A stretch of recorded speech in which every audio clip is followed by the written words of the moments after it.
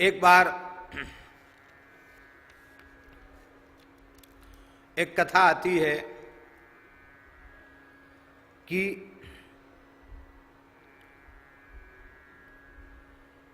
एक भगवान शिव का बड़ा अनन्य भक्त था। इसका नाम घंटाकर्ण था। बड़ी भारी इसकी महिमा महाराज। ये भी भगवान शिव का बहुत ही अनन्य भक्त था घंटाकर्ण। इसने घंटाकर्ण यक्ष ने अपने दोनों कानों में 2 घंटा बांध रखे थे। बड़ा विशालकाय यक्ष था। उसके कान में घंटा लटकते रहते थे, इसलिए उसका नाम ही पड़ गया घंटाकर्ण। आप लोग कहेंगे घंटा काहे के लिए लटका के रखता था? महाराज वो इतना अनन्य भक्त था शिव जी का कि राम कृष्ण नारायण का नाम भी कान में न चला जाए, किसी अन्य देवी देवता का नाम भी कान में न चला जाए, इसके लिए घंटा लटका के रखता था। कहीं कीर्तन हैरव हुए, कथा हैरव हुए तो ऐसे ऐसे चलता था, जिसमें खूब घंटा जोर जोर के बजें, उनकी कथा में विक्षेप होए तो होए, हमारी निष्ठा बनी रहे, हमारे कान में शब्द न जावें। ऐसा महाराज विचित्र था वो। इसने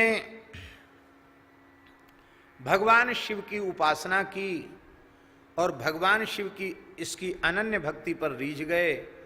प्रकट होकर भगवान शिव ने दर्शन दिया। इसके नाम से स्वयंभू लिंग प्रकट हुआ काशी में, जिनका नाम है श्री कर्ण घंटेश्वर महादेव। लेकिन भगवान शिव को दया आई कि इसको अपना पार्षद तो हमने बना लिया, पर इसको भगवान विष्णु के प्रति, रामकृष्ण के प्रति जो इसके मन में भाव नहीं है, कैसे जगे? क्योंकि शंकर जी तो परम भागवत हैं। तो उन्होंने बड़ी विचित्र लीला रची। एक दिन ये घंटाकर्ण भगवान शिव से बोला, महाराज आपकी कृपा से सारी रिद्धि सिद्धि सब कुछ प्राप्त हो गई है, आपने अपना प्रिय सेवक मुझे बना लिया है। अब तो हमें ऐसा ज्ञान दे दीजिए कि मैं मुक्त हो जाऊं। शंकर जी तो मोक्ष दे सकते थे।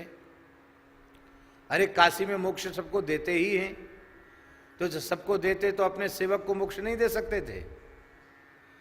पर उन्होंने कहा, भाई देखो जो कुछ हमारे पास था सो तो हमने तुमको दे दिया।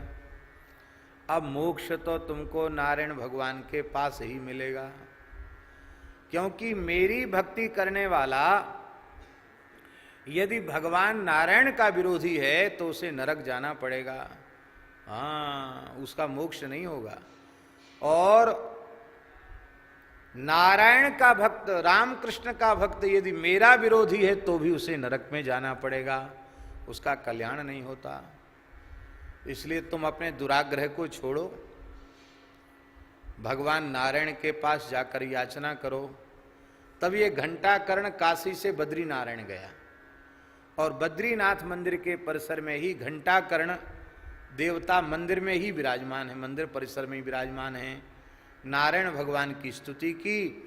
भगवान बद्री नारायण ने प्रकट होकर दर्शन दिया और दर्शन दे करके कहा कि मेरा हृदय शिव है और मैं शिव का हृदय हूं, हैं? इसलिए हम में और शिव में भेद नहीं है। शिवस्य हृदयम विष्णु, विष्णोश्च हृदयम शिवा, ये उपदेश दिया। और फिर तो घंटाकर्ण शिव जी का पार्षद तो है ही है, बद्रीनाथ भगवान ने अपना भी उसको पार्षद बना लिया।